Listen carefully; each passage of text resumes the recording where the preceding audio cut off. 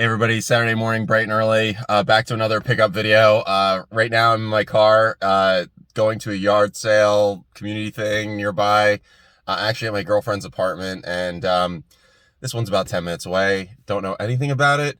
Have a couple things in from the mail. Hopefully we make another pickup this morning off OfferUp, we'll see. And hopefully we have a nice pickups video for you. If you're liking these videos, please make sure to hit the like button. It really helps the channel get seen. Anyway, more to come. All right, we're back in my car. It's the middle of the afternoon. We had a pretty productive day this morning. I only went out for maybe like an hour and a half, and I found some really sweet stuff, including some really good N64 stuff that I'm going to show you in a minute. Facebook Marketplace deal came up. I made an offer yesterday for a bunch of DS, 3DS stuff, including one really rare game, and he accepted my offer, so I'm going to go pick that up right now, and I'll show that to you soon. One of the items we picked up this morning, I'm going to try to turn into a trade with my friend John, so we'll see what happens with that. I picked it up this morning for 15 bucks. I'll show it to you in a second, and assuming we work out a trade, maybe that'll be in this video as well, so stay tuned.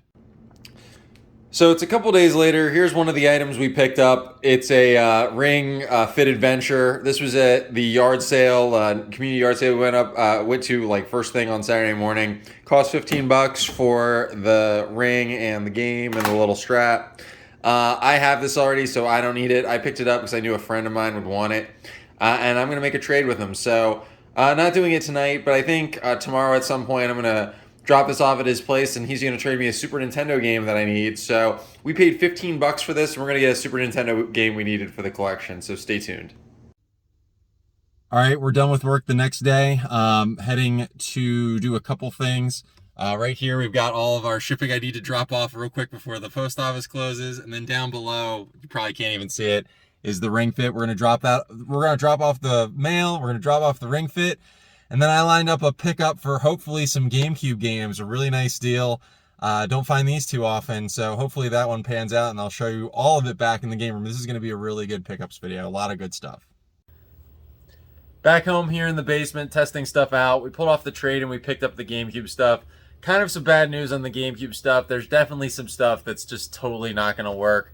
I tried to look at it closely when I picked the stuff up, but the reality is that some of the rotten things you just can't see when you're in the parking lot of McDonald's. So a number of the games we picked up from the Gamecube lot aren't going to work. Rather than get into a whole breakdown of that, I'm going to, as soon as I'm done testing them, I'm just going to show you from sort of a bird's eye view what works and what doesn't. We're still going to find ways to make the stuff that doesn't work get some value out of it, you know, use the cases or something like that. So more to come. All right, so we just got done testing all the games. First, the bad news. Out of the pile, here are the ones that don't work, and you can see that there's some pretty heavy errors. This is my system. The system works fine. Need for Speed Underground, Army Men Charges Heroes, Need for Speed Most Wanted, Simpsons Hit and Run, which is the big heartbreaker that doesn't work. Mortal Kombat, Deadly Alliance, Call of Duty, Dead to Rights, Rogue Ops, and then both disc ones of Resident Evil and Resident Evil 0, as well as R Racing Evolution, and inside R Racing Evolution, the Pac-Man Versus disc doesn't work either. Now, in terms of disc rot, I don't know if this will show up on camera, but there you go. I don't know if you can see it real well here, but you can see these little black spots. If you see that on a disc, that's disc rot.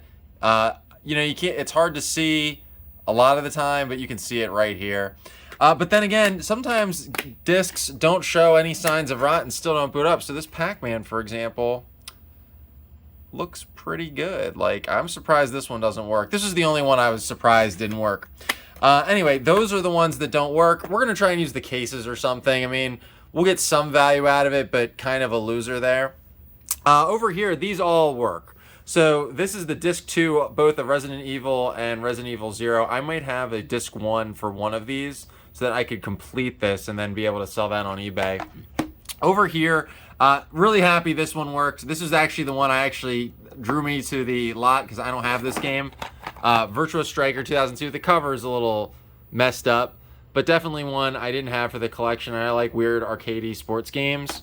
The rest, let's see if we can fix this pile. Eek. All right, well, we'll go through it like this. Namco Museum worked fine. 1080 Avalanche. I have this already. This will go for trade if anybody's interested. Need for Speed Carbon. Pretty sure I have this already. Sorry about the glare. It's from the overhead light. One copy of Dead to Rights. The other copy didn't work. This one did work. I'm going to trade that. Wave Race Blue Storm. I'm pretty sure I have this already, so this will go for trade. Really good game. This one will keep. I actually have this on other systems, but not on the GameCube. NBA Street Volume 2. Really dope game. We're going to keep that. This will go for trade. Metroid Prime on GameCube. The art is messed up, but the disc is perfectly fine, so I consider it a disc-only copy just for all intents and purposes. Street Hoops, got this already. This actually comes with a memory card inside it. This works perfectly. You know, the art's a little messed up, but does work. I'll probably trade it. Bad Boys, Miami Takedown, again, a little beat up, but it worked. I tested it. Die Hard Vendetta, I don't think I have this yet. If I don't, I'm going to keep it. If not, I'm going to trade it. And then Splinter Cell Pandora Tomorrow. So this one worked too. Same deal. I think I actually do have this already, so this will probably go up for trade. So anyway, overall, I mean, I spent a little over $100 for this, so it wasn't really a great pickup. It was kind of bad, to be honest. You know, fortunately, these here make up a good chunk of that, and these are ones we're keeping. And then in the ones that we're going to sell, I mean, I'm probably confident that on all of these extras, even the ones that are like with a little bit messed up art, you know, like a Metroid Prime is a solid one to sell, 1080, etc. We'll get back to what we paid, but this was overall kind of a loser deal for me. So it happens to me too. But fortunately, you know, we didn't pay so much that we got really killed on it. And yeah, you live and learn, move on. Anyway, I have more pickups to show that are much better than this. So on to the next. All right, so it's a few days later. Back in the game room, I showed you guys in the last clip the GameCube deal that was kind of a bust. I paid a little over $100 for those games, and you can see there's a big pile of stuff that doesn't work. We are going to keep a few games for the collection, so it's not a total loss. Plus, I'm going to be able to sell a big chunk of the games that did work, and maybe, you know, scrap the rest and work it out. I guess I wanted to show that just because, you know, I think I'm pretty good at this. But I mess up, and you should know what to look out for so you don't make the same mistakes I did. We will keep for the collection, I think, 4 games. So Splinter Cell Pandora Tomorrow, Die Hard Vendetta, NBA Street Volume 2, really amazing game. I had this on Xbox and PS2, just not on GameCube, so now I have it on all 3. And Virtua Striker 2002. I mean, altogether, these are probably still worth like $80, I'm guessing, somewhere in that range. And then when you add in the other stuff that's in there, we're still going to get a good deal. It's just kind of a loser in terms of my standards. The next thing I want to show you real quick was what we got for the Ring Fit. So the whole story, going back to the front end of the video, is last weekend I found the Ring Fit for $15 at a community yard sale that a friend told me to go to. I picked it up knowing that I had another buddy who wanted Ring Fit. Sent him the message like that afternoon, and we came up with a deal. I went and picked up today, and hopefully this shows up in the picture. True Lies for the Super Nintendo in exchange for the Ring Fit. This goes for about $50. This is actually an okay LJN game, which is probably why it's so expensive. Plus, it's True Lies and Arnold Schwarzenegger and all that stuff. But definitely happy to pull that trade off. It's another SNES game, a little bit harder to find that I didn't have. You know, my SNES collection, honestly, is probably one of my less impressive collections, I guess you could say. I mean, I think it's still really good, but I definitely could do more with it. So, other pickups I wanted to show off. Why don't I first show a couple of things that I got off of eBay. This game I picked up, just made an offer on it. Sometimes I see things that are a little underpriced, and often if they have a make offer thing, I'll make an offer. I got this game, Gekido, which is like a beat-em-up type thing on the PS1. I paid $20 free ship on this. Probably goes for like the $30, $35 range. The case itself, you might be able to see, is like a little screwed up here.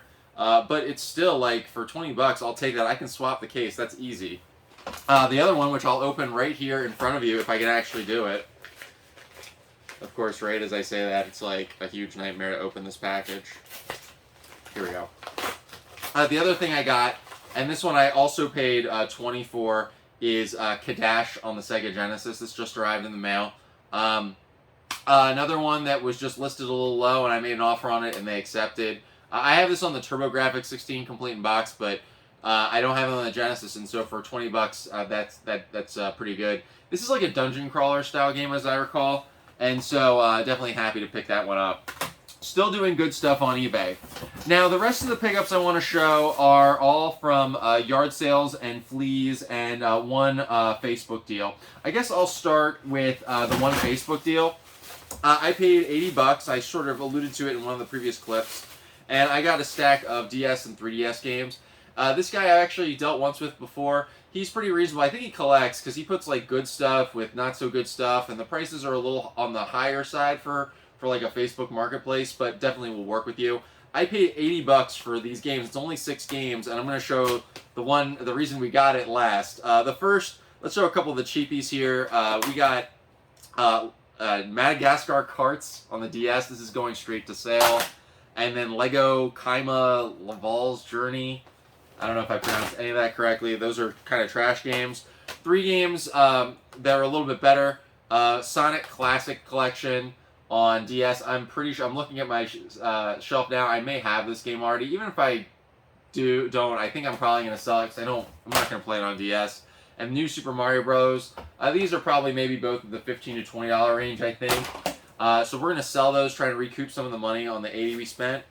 What I'm going to keep, actually, I thought I was going to sell it, but I'm going to keep it, is Pokemon Y on the 3DS. This is a $30, $35 game, I guess. I actually didn't realize that the first time I played Pokemon Y, it was download on my 3DS, so I didn't have a physical cart. So we're going to keep this one for the collection. And then the reason I went for the deal in the first place was, one, really hard to find 3DS game that I wanted, which is Tekken 3D Prime Edition.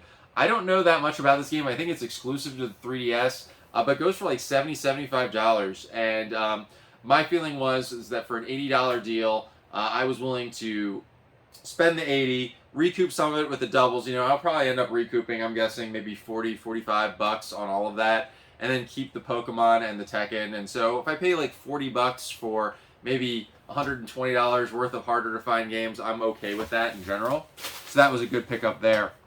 Other things, yard sales, went and found a local yard sale. You know, I want to show you guys the things that I get that are not video games, usually for resale. This I thought was neat. It's The Wildlife of Star Wars, a field guide. I paid $2 for this. I'm not really into I like Star Wars, but like I'm not super duper into it. But the art is really, really nice, and I imagine a Star Wars person would really like it. I picked it up to flip or trade or something. I bet I could probably get like 30 bucks for this. It's a really neat book, and these are the types of things I look out for in terms of trade bait. Other stuff, the same guy had a bin, and it was like a free bin where you just pick up, you could just take whatever you wanted out of it. And there was more like new media, so cassettes. It looks like 100 and 110 minute audio cassettes. I actually have a listing right now on eBay that I haven't sold yet, so I'll probably just add this to that listing. Old cassette tapes you can usually sell, and since it was free, I figured I'd just pick them up and take them. These games were 20 bucks, a stack of Xbox One games. I just had to negotiate for them. I think they were asking like 30, and they're not in the best of shape. First, we have on Xbox One, SpongeBob, the remake of Battle for Bikini Bottom, just the disc only. I think all the discs here, I mean, this is a little dirty, but the disc itself is fine. This will go up for trade. Crash Bandicoot Insane Trilogy. I think I have this on PS4, so I'll probably trade this. Also, same deal, like, all these discs are, like, gunked up. I guess the kid just didn't take care of them, but they're in okay condition. Lego Jurassic World. Disney Aladdin and Lion King. I was kind of surprised this was in there. This seems like it hasn't been out that long. The art you can see is, like, super messed up. I think I can make it look a little bit better. This is the reality of yard sales and flea markets, which is that you pick up these kinds of things and then you have to like sort of bring them back to life sometimes, so you can't really pay all that much. Steven Universe Save the Light, and OK KO Let's Play Heroes. I don't know anything about this. I'm not a Steven Universe guy, but I'm going to sell it.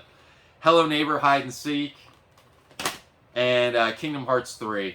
If anything, we'll keep Crash Bandicoot. Otherwise, we're just going to trade and sell it all. For 20 bucks, I felt like the 7 games, that was probably worth it. The last deal, and I'm going to show a picture of the thing that didn't work. I was at a yard sale. I asked him about video games.